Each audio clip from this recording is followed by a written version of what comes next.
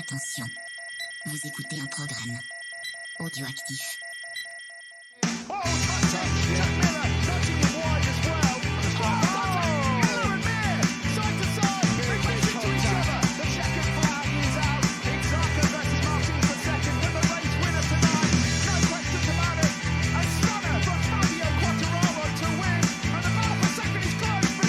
Bonjour à tous et bienvenue dans ce numéro 152 de C'est qui en pôle. Cette semaine, on se retrouve sur le circuit de Buriram pour le Grand Prix de Thaïlande. Et pour m'accompagner cette semaine, j'ai le plaisir de retrouver Stéphane. Comment tu vas, Stéphane ? Ça va et toi ? Ça va super. Ça commence un peu à se ressembler les week-ends là. Il est temps que ça se finisse pour tout le monde, je crois. Mais c'est ce que j'allais dire. Je suis bien d'accord. On en parlera pendant les débriefs de course, mais c'est vrai que ça commence à être un peu longué et finalement, c'est un peu monotone, quoi. Ça nous prépare pour l'année prochaine. Comme le temps. Bon, côté news, il y a quelques petits infos. Il n'y a rien eu de transcendant cette semaine. En même temps, il y a très peu de temps entre les deux courses. Il y a Alberto Puig qui a été interrogé pendant les FP ce week-end, donc le manager du team Repsol Honda, et il a confirmé que Honda ne s'opposerait pas à ce que Marc Marquez fasse ses débuts avec Gresini lors du test d'après-saison à Valence. Donc ça, il y avait encore un doute dessus. Donc il l'a confirmé ce week-end. C'est plutôt une bonne chose pour Marquez parce qu'il pouvait, d'après les rumeurs, être bloqué jusqu'à fin décembre avec Honda et ne pas pouvoir tester la Gresini d'ici là.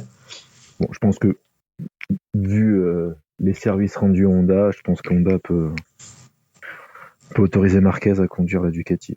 Oui, c'est clair. Ouais, et il y a eu un grand absent ce week-end qui fait qu'on n'a toujours pas eu la grille entière en course depuis le début de la saison. C'est Alex Rins qui a déclaré forfait et qui a subi du coup une intervention chirurgicale à nouveau. Et tout s'est bien passé. Il est censé être en rétablissement et revenir bientôt, mais vu comme c'est parti, il y a quand même peu de chances de le voir avant Valence, voire pas du tout avant l'année prochaine sur la moto. Bon, c'est sûr. En même temps... Je te dis, vu la moto, s'il revient pour chuter, se recasser quelque chose, autant qu'il reste chez lui à prendre des forces pour l'année prochaine. Bah, c'est clair. Il a vraiment trouvé le truc. Il a dit c'est bon, votre moto, je monte plus dessus, quoi. Ça. Finalement, je vais me faire opérer de mon incarné. Ouais, on fait une petite exception quand même. On a un petit épisode Superbike qui est en train de se préparer, mais on peut quand même noter que ce week-end, il y avait la dernière manche à Jerez pour le Superbike mondial et que Bautista a été titré champion du monde. C'était la petite aparté. Moi, j'ai une question. Dans une belle combinaison jaune, attention. Ouais, une combi, on s'en souviendra de celle-ci. Celle-là, quand même. Hein. Alors que la moto du dimanche en jaune, la Ducati en jaune, elle est incroyable, mais là... Ouais, là, c'était too much. J'ai une petite question, Stéphane, avant qu'on entame le Moto 3 et ton débrief. La victoire de Zarco, ça fait quoi ? J'étais très content de voir ça, surtout que en début de course, tu t'attendais pas à voir Zarco gagner. Et puis tu te dis que Martin finalement a fait un très mauvais choix de pneus et je trouve ça pas top pour quelqu'un qui vise le championnat. En fait, tu fais des choix un peu osés quand t'es dernier et tu veux faire un petit coup d'éclat et non pas quand tu joues au tête du championnat. Et finalement, Zarco, c'est super qu'il ait gagné, qu'il a enfin décroché sa première victoire. Moi, je trouve ça génial. Ouais, c'est clair, je pense qu'on est tous très contents pour lui et qu'on on va en parler encore quelques semaines. On va pouvoir passer rapidement au Moto 3, Moto 2. Comme on le disait, c'était pas les courses de l'année, à l'inverse du MotoGP. Donc c'est ça. Allez, c'est parti. Donc, passe par la Q1 Kelso, Munoz, Nepa et Fernandez. Honshu partira de la position de pointe devant Morera et Sasaki. Et Felon partira de la 30e place. Dommage pour lui, qui avait fait un super Grand Prix lors de la précédente course. Alors, c'est vrai qu'en course, il se passe pas grand-chose. C'est Denis Honshu qui va réaliser le all shot. Mais rapidement, Masia, Morera, Alonso, Berrer et Furusato vont prendre les commandes de la course. Mais par contre, il faut au deuxième tour avoir un gros coup de tonnerre avec la chute de Sasaki qui va harponner Munoz. Alors Munoz, on a l'impression qu'il a quand même un problème technique et Sasaki ne peut pas faire autre chose que lui rentrer dedans finalement. Et Olgado va être une victime un peu collatérale puisque lui va se retrouver 22e. Finalement, le petit groupe composé de Masia, Morera, Alonso, Berrer et Furusato donc vont rapidement ne plus se lâcher jusque dans les derniers tours, voire même les derniers virages, comme souvent en Moto 3. Et alors que Berrer va avoir un gros coup de chaud à l'approche de la ligne d'arrivée, il va être éjecté à moitié de la moto, mais il va réussir à récupérer tout ça. C'est finalement Alonso qui va l'emporter devant Furusato et Berrer qui finira 3e. Mazia, quant à lui, finira 4e, Honshu 5 et Olgado, qui fait une super remontada, prend les points de la 5e place. Lorenzo Felon, quant à lui, finira 21e. Au championnat, donc Mazia va conserver la tête du classement général avec 230 points devant Sasaki, donc qui conserve quand même cette seconde place avec 213 points. Alonso et Olgado pointent ex-aequo à la 3e place avec 205 points chacun. Et Alonso a quand même remporté le titre honorifique de meilleur rookie. Ouais, c'était pas, comme tu disais, c'était pas une course où il se passait grand-chose. C'était surtout une très mauvaise opération pour Sasaki ce week-end, puisqu'il concède quand même 17 points à Mazia. Mais vu les courses en ce moment, il y a de quoi se dire que que le titre va jouer à Valence dans 3 semaines, un mois, quoi. C'est ça. Non, mais je suis d'accord, hein, il s'est rien passé de bien exceptionnel. Hein. C'est Sasaki qui perd quand même, qui décroche un peu de la tête avec sa chute. Voilà, Mazia, maintenant, il faut qu'il arrive à rester dans la route de Sasaki pour être titré, puisque le Gado, lui, peut plus, même si mathématiquement, il peut être encore titré, mais je pense qu'il a plus rien à jouer. Si je dis pas de bêtises. Ouais, non, ça va être compliqué. Après, on sait jamais ce qui peut se passer. Mazia joue tellement de malchance ces dernières années, depuis qu'il est en Moto 3, que on sait pas. Hein. Et j'avoue que j'aurais préféré voir Mazia titré Olgado titré plutôt que Mazia parce que le team mérite en plus de ça. Mais là, il est 4e au championnat, il a 25 points de retard. Donc, à moins que Sasaki, Alonso, Mazia se satellisent à la prochaine course et qu'Olgado gagne, il y a très peu de chances de remonter sur Mazia, quoi. Non, mais je suis d'accord. Bon, il reste quand même encore 3 courses. Oui, donc, c'est clair.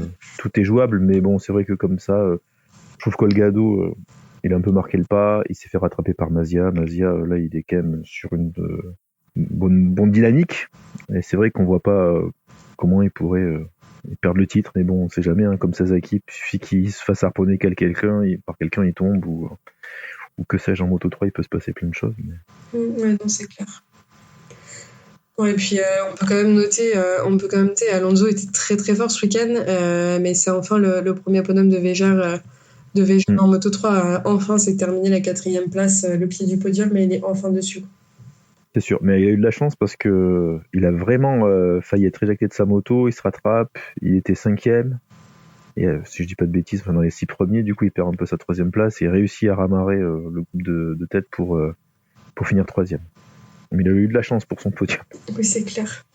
On va pouvoir passer au Moto 2, qui était tout aussi calme, on va pas se mentir. Alors là, ça va être très rapide. Hein. Bon, on va dire en Q1, donc vont passer Salat, Arbolino, Loves et Guevara. La pole pour Aldeguer devant Acosta et Arenas. C'est Aldeguer qui prend un excellent vol et va pointer en tête à l'extinction des feux rouges devant Acosta et Ramirez. Va s'en suivre une course où clairement il va pas se passer grand chose, sauf quelques chutes, dont celle de Dixon, pour ne citer que lui au 5e tour. Les positions de tête vont rester inchangées. Aldeguer va s'imposer avec 3 secondes d'avance sur Acosta. Donc Acosta va finir second. Et en fait, la seule lutte qu'il va y avoir, ça va être pour la 3e place entre Chantra, Ramirez et Lopez. Et c'est finalement Chantra qui va compléter le podium. Au classement général, donc Acosta est plus que jamais leader avec 300,5 points, devant Arbolino qui compte 237,5 points, et Dixon qui est 3e avec 172 points. Garcia se rapproche quant à lui du titre honorifique de rookie de l'année. Voilà. Donc, est-ce que tu as des choses à dire, Ophélie, sur cette course ? C'était une course très très calme quand même. Il ne s'est pas passé énormément de choses. On attend.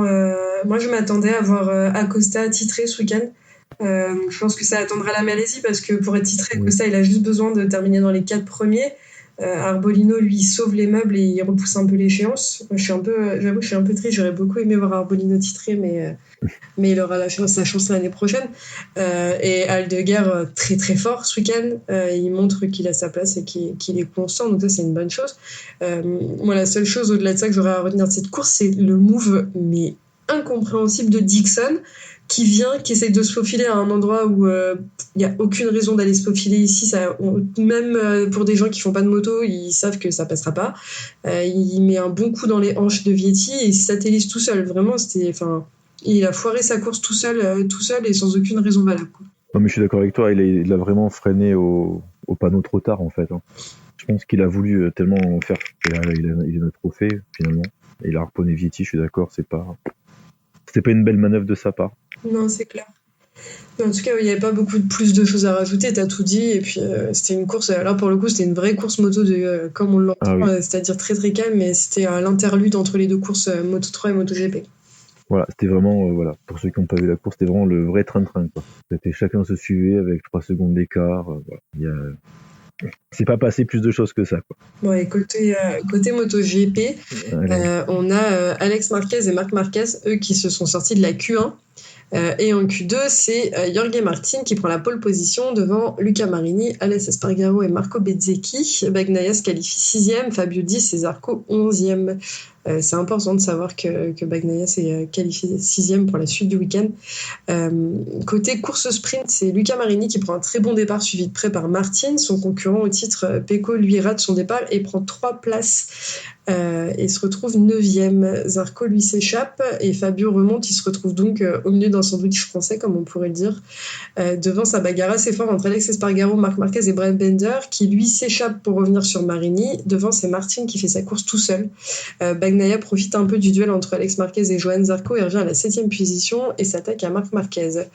Il n'a pas de temps à perdre sur cette course. Devant, Binder tente une attaque sur Marini mais se fait gentiment refouler. Il y a Alex Espargaro qui a vu le truc venir et en profite pour remonter. Et Binder finit par trouver le trou de souris dont il avait besoin, qui lui permet de revenir sur Marini. Ça sera finalement Martin qui passe la ligne d'arrivée en tête, suivi de Binder et Marini. Derrière, Marc Marquez se place 4e, suivi d'Aleix Espargaro, Bezzecchi, Bagnaia, Alex Marquez, Johan Zarco et Miller. Fabio termine 11e, donc encore une fois, Martin reprend des points sur Pecco. Sur cette course sprint, honnêtement, il n'y avait pas énormément de choses à dire. C'était une belle course avec des bons dépassements, mais je pense que ce qui nous intéresse le plus, on peut y passer tout de suite et on débriefera globalement après, c'est le Grand Prix du dimanche qui, tu me diras Stéphane ce que t'en penses, mais qui pour moi était la plus belle course de l'année de cette saison.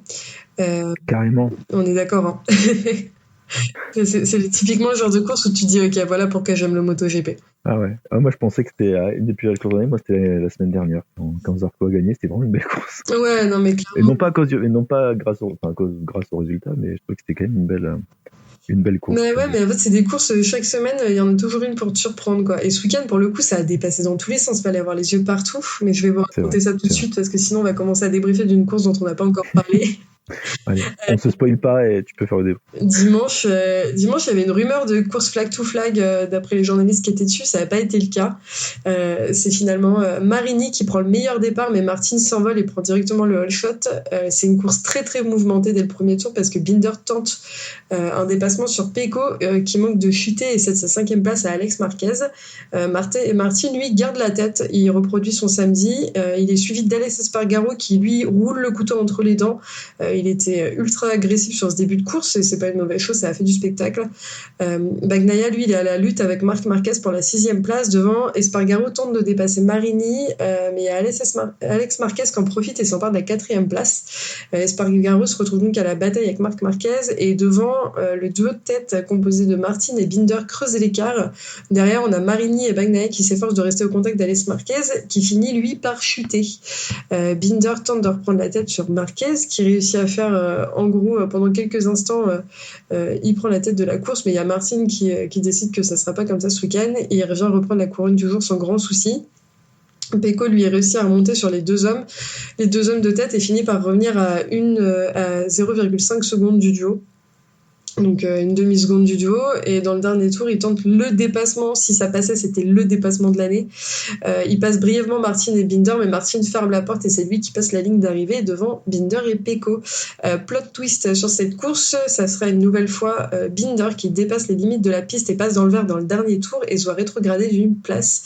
Donc Pecco hérite de la 2e place du podium. Le top 10 se complète de Bezzecchi, Quartararo, Marquez, Marini, Aleix Espargaro, DJ et Zarco. Aleix Espargaro qui a passé la ligne un peu plus haut dans le classement, mais il a été sanctionné de 3 secondes et rétrogradé à la 8e place pour une pression de pneus non conforme.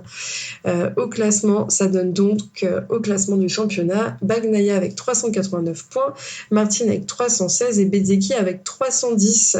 Donc l'écart se resserre de 13 points entre les deux pilotes. On est vraiment plus loin et c'est compliqué de savoir qui est-ce qui va être titré au final à Valence. Si ça continue comme ça, la semaine prochaine, Martin pourrait facilement prendre la tête du championnat. Alors, il a déjà pris la tête du championnat, mais maintenant, à lui de faire les bons choix. Parce que je trouve que Martin, depuis quelques courses, il est très fort. C'est même le plus fort de tout le plateau, clairement. Enfin, que ce soit en sprint et en long race, il est toujours devant. Et il fait plus de fautes. Ouais, c'est ça. Il a trouvé il a trouvé quand même une dynamique. Ouais. Il a trouvé en régularité. Il chute moins. C'est Thomas Morcelino qui disait que Martin, il est très très rapide. C'est un des pilotes les plus rapides. En Moto 3, il détient pas mal de records. À son époque. Et l'avantage, c'est que cette année, il fait peu d'erreurs. Ce week-end, il en a fait une, pendant les FP, il est tombé, mais à l'inverse d'avant, c'est qu'il s'est pas blessé, en fait. Donc là, il a pas de raison, s'il continue comme ça, il a pas de raison de laisser le titre à Pecco, en fait. Et Pecco, j'ai l'impression que même si ça va faire grincer des dents Pierre, mais même s'il remonte, il fait des très bonnes courses, il est vraiment à la limite de la bagarre avec Martin. Je suis d'accord. Et tu vois qu'il a marqué le pas et je pense qu'au niveau pilotage, il est quand même clairement un tour en dessous de Martin. Ouais, je suis d'accord avec toi. Il a pas son agressivité et je trouve qu'il a pas. Il lui manque un peu de hargne en fait, on va dire, pour aller prendre cette première place. On voit que Martin, il arrive à avoir la hargne sans faire trop de fautes et il prend des risques un peu calculés. Que Bagnaia ne veut pas prendre ces risques-là, t'as l'impression. Ouais, et puis là, faudrait aussi se poser la question, si Martin finit titré à la place de Pecco, c'est de se poser la question des erreurs que Pecco a pu faire quand il est tombé en milieu de saison, où c'était des erreurs vraiment qu'il aurait pu éviter facilement. Donc, à voir ce que ça donne. En tout cas, alors, Martin, pas spécialement, il a fait le spectacle, mais Binder et Pecco, ils ont fait un spectacle de fou sur la fin de course. Enfin, partout, de toute façon, ça doublait dans tous les sens. Vraiment, moi, je réitère, pour moi, c'est une des plus belles courses de la saison, voire la plus belle. Si t'enlèves, à l'exception des victoires de Bezzecchi, parce que pour moi, c'est pas comparable. Mais on le savait, en plus de ça, on le savait parce que la Thaïlande, c'est un circuit avec des virages qui sont toujours très serrés, qui donnent souvent des courses comme ça. On se souvient de Dovi à l'époque, on se souvient de Fabio Marquez. Enfin, moi, c'est une des courses. Je pense que si on fait la liste des traumatismes dans notre vie de moto GP, Marquez qui met une déculottée à Fabio dans le dernier virage en Thaïlande, ça reste un trauma que j'ai toujours pas résolu, tu vois. Non, c'est pas celui-là mon traumatisme, mais bon. Enfin, on peut en parler si tu veux, mais en tout cas en Thaïlande, moi c'est celui-là. Enfin, vraiment la manière dont Marquez avait mis à l'amende Fabio sur cette course, j'étais là, ok, d'accord, c'est impressionnant. Non, mais bon, pour revenir en tout cas aux 3 hommes de tête, sur cette course-là, c'est vrai que Binder, du coup, il joue encore de malchance parce que le pauvre, dans le dernier tour, il sort, mais bon, il sort, il n'y a rien à dire, mais il perd quand même cette 2e place, qui fait que Bagnaia aussi récupère quelques points. Il peut remercier Binder. Oui, c'est clair. Parce que Binder se loupe pas de quelques millimètres, Binder finit 2, et Bagnaia, il a quand même quelques points moins, et c'est plus moins 13, quoi, au championnat. C'est moins 7 ou moins 8, si j'ai pas de bêtises. Le coussin est faible, quoi. Ouais. Mais enfin, en tout cas, si encore Martin fait encore premier sur les 2 prochaines courses, c'est sûr que il repasse en tête facile devant Bagnaia. Puis on sait très bien que Martin en sprint, il est quand même très très fort, donc. Il est fort dans sa tête. C'est ça. Bon, et puis sinon, côté français, on a eu Fabio qui termine 5e grâce à la rétrogradation de Aleix Espargaro, qui n'a pas fait un si mauvais week-end, un mauvais dimanche plutôt. Week-end, c'est plus compliqué, mais on sait qu'il est assez rapide ici. Ce qui va pas être le cas à Sepang, au Qatar et à Valence, c'est clairement pas des circuits pour lui. Mais en tout cas, là, il a fait un pas mauvais dimanche. Et Zarco, lui, il a pas fait un si mauvais week-end non plus, en fait, quand tu regardes, parce que dans les week-ends, en début de week-end, dans les séances d'essai, il est à moins d'1 seconde. Il termine 19e et il est à moins d'1 seconde du premier. Donc, c'est vraiment, vraiment, encore une fois, la Thaïlande, c'est très, très serré comme circuit. Par contre, son erreur ce week-end, c'est de s'être très, très mal qualifié. Là où Zarco, quelque part, des fois, tu peux en vouloir, c'est-à-dire que il est capable du meilleur comme du pire. Et c'est un peu comme on dit, manque de régularité. Il gagne la course et la fois d'après, le 19e. Il a la moto, clairement, on le voit, pour gagner. Et, il n'arrive pas à la faire fonctionner comme Martin. Il n'arrive pas à être fort dans sa tête comme Martin, quand même. Et ça, c'est dommage. Je suis bien d'accord avec toi. Il manque un petit truc. Et là, pour le coup, Enfin, il y avait une attente en plus de ça avec sa victoire de la semaine dernière. Mm. Mais on sait qu'il est capable de faire des remontées impressionnantes. Et s'il n'était pas parti aussi loin, peut-être que ça aurait été moins compliqué pour lui ce week-end. Mais le problème, c'est qu'il part tellement mal. C'est ça son problème aussi, c'est qu'il part mal. Il est souvent englué dans le peloton, donc forcément, t'es pas à l'abri de te prendre un petit coup de coude et sortir ta trajectoire et perdre 5-6 places en un coup. Donc tu vois, c'est là où en fait il n'arrive pas à capitaliser sur ses bonnes performances, quoi. Il fait une bonne performance et puis après pendant 2-3 courses, clairement il va pas faire quelque chose d'exceptionnel. Ça c'est dommage pour lui parce qu'avec Honda, s'il n'arrive pas à sortir des belles courses chaque week-end, ça va être compliqué. Hein. Et puis il a pas la meilleure moto, à voir ce que ça va donner. Non, c'est pour ça. Parce que là, il a quand même la meilleure moto, donc il n'y arrive pas. Alors que ça va être avec une moto qui est quand même très très difficile à conduire. Oui, c'est clair. Et pareil, celui qui a une bonne moto, on peut noter le gros gap, c'est Binder qui termine deuxième, enfin troisième du coup avec sa rétrogradation, mais alors que Miller il termine 16e. Ouais, je suis d'accord. Et c'est là où tu dis, c'est là où KTM. Ils font pas du KTM parce que pourquoi garder Miller, quoi. Pourquoi tu mets pas directement Acosta, quelqu'un, voilà. Alors je dis pas que Miller il en veut pas, mais qui en veut plus, qui est jeune, qui a tout à prouver. Que Miller, tu sens que lui il fait ses courses, il fait ses déclarations, le MotoGP c'est fun, on fait plein de courses, c'est cool, mais mais dans ce cas-là, sur la piste, mets-toi si t'as envie d'aller faire joujou, mets-toi au motocross, quoi. Ouais, ou bien en superbike, tu mets ton petit chapeau australien, tu fais un peu d'animation, c'est sympa, ça fait rigoler. Mais c'est ça. Mais pareil, tu vois, Acosta, il va aller chez GasGas. Là, Augusto Fernandez, Paul Espargaro, ils sont 17e, 18e. Ça va donner, quoi. Ouais, je comprends pas. Là, pour le coup, je comprends pas la politique de KTM de continuer à garder Miller. Franchement, je pense qu'il y a des raisons politiques qu'on connaît pas, mais... C'est sûr. Mais bon, après, tu peux te poser plein de questions. C'est comme Didia, la rumeur voudrait qu'il aille chez Honda. Moi, Didia, là, vu ce que ça donnait, je le voyais partir en Superbike, tu vois. Oui, je pense que tout le monde. Boulega, et il y a des pilotes... moi, pour le coup, je pense qu'on est d'accord là-dessus, mais pour moi, c'est pas une rétrogradation de partir en Superbike ou en Supersport parce que c'est des championnats qui sont différents, avec des motos différentes, etc. Oui, le niveau ultime, c'est le MotoGP, mais en fait, entre étant MotoGP et être en fond de classement, ou aller en Supersport, en Superbike et briller et décrocher des titres, autant être là où t'es bon, quoi. Donc, Bautista, il se pose pas la question. Hein. Oui, c'est clair, mais pareil pour Boulega en Supersport. Boulega en Supersport, cette année, en 600, il a mis la déculottée à tout le monde. De la même manière que t'as Debis qui finit P5 au championnat. C'est quand même qu'il y a du niveau. Et c'est pas déconnant. Donc, après, on verra. Je pense que les annonces vont se faire à Sepang. Peut-être qu'il y aura des histoires de chaises musicales aussi. Et encore une fois, les transferts, c'est quand même une sombre histoire politique, quoi. Et on n'en parle pas, mais on va dire si Martin venait être champion du monde, après il faut quand même faire passer le truc de dire Martin il continue chez Pramac, il est champion du monde. Hein. Mais là, parce que je pense que Bastianini, la rumeur serait que Martin, s'il est champion du monde, prend la place de Bestia et Bestia part chez Pramac. Mais du coup, ça serait logique. Ouais, ça serait logique. Je sais pas. En fait, moi, ma théorie, c'est qu'aussi si Bastia se fait pas satelliser la première course de l'année, sa saison aurait été complètement différente. Donc, encore une fois, il y a une question de pas de chance. Alors, après, je suis bien d'accord avec toi. Mais alors, ça fait quand même. Il est quand même revenu depuis quelques. Alors, on disait ça il y a quelques courses. On va pas taper sur les doigts de Bastianini parce qu'il revient de blessure. Mais c'est quand même un petit moment qu'il est revenu de blessure.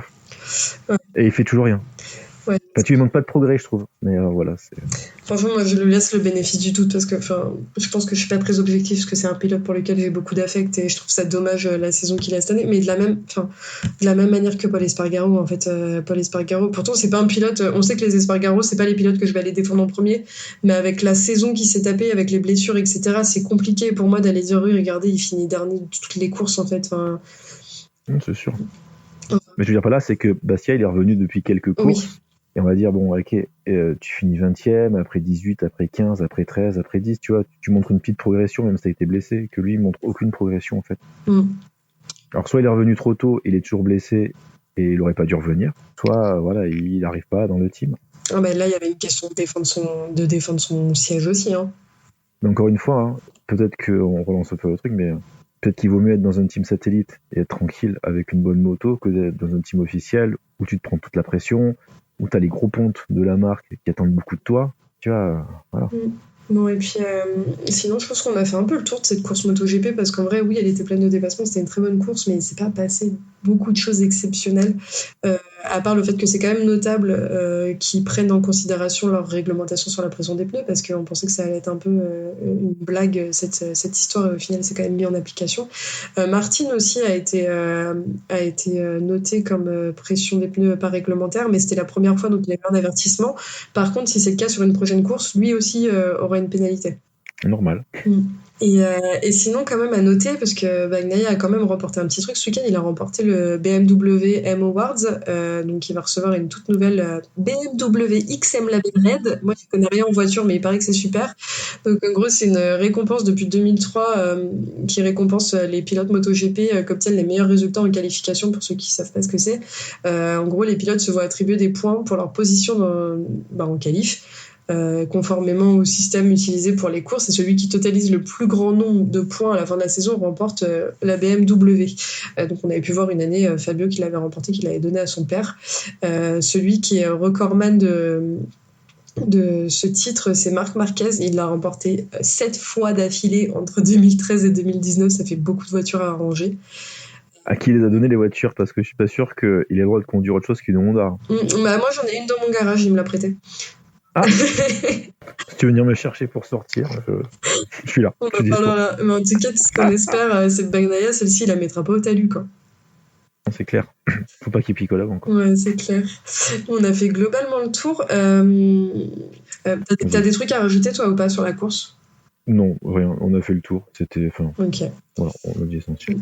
Dernier petit point pour ma part, c'est quand même notable, c'est la course de Bezzecchi. Je trouve que malgré sa clavicule cassée, parce que c'est toujours pas remis, pareil pour Marini, c'est qu'il se débrouille vraiment pas mal quand même, l'épisode vers 46. Il y a une vraie.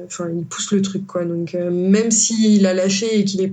Même si mathématiquement il est toujours en course pour le titre, on sait que c'est plus jouable, mais bon, c'était quand même notable. Il a fini 4e, il n'a pas fait des mauvais résultats ce week-end, donc voilà. Puis c'est Bezzecchi, j'avais envie d'en parler. J'arrête de respirer si je n'en parle pas chaque semaine. Non, mais c'est vrai qu'il fait une belle saison avec le matos qu'il a, entre parenthèses petit team. C'est un nouveau team. Et ils sont pas ridicules. Alors, je veux dire, c'est vraiment. Non, je suis d'accord. C'est une très très belle saison, lui et son coéquipier Marini. Non, c'est clair. Et puis après, on sait toujours que la moto de l'année dernière, elle est toujours performante en début de saison. Et quand la moto officielle, elle fait le gap. C'est ça, je veux dire.